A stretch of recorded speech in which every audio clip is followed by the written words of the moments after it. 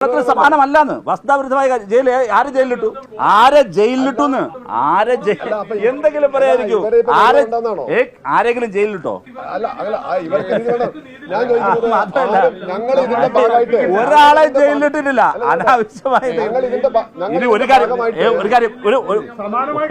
അങ്ങനെയല്ല ഞങ്ങൾ ഇതിന്റെ ഭാഗമായിട്ട് ഒട്ടേറെ മാധ്യമ സുഹൃത്തുക്കളെ കണ്ടു ഞാൻ ഇതിന്റെ ഭാഗമായിട്ട് ദേശീയവും സർവ്വദേശീയവുമായ ഒട്ടേറെ മാധ്യമ സുഹൃത്തുക്കളെ കണ്ടു അവരെല്ലാം ഈ കേസിൽ നിന്ന് ഈ സഹോദരിമാർ ഇപ്പൊ പുറത്ത് കിടക്കട്ടെ എന്നുള്ളതാണ്. അതിനിടയിൽ നിങ്ങൾ ഇന്ത്യയിൽ ഓരോ സംസ്ഥാനത്തിന്റെ കമ്പരുന്ന അത് നമുക്ക്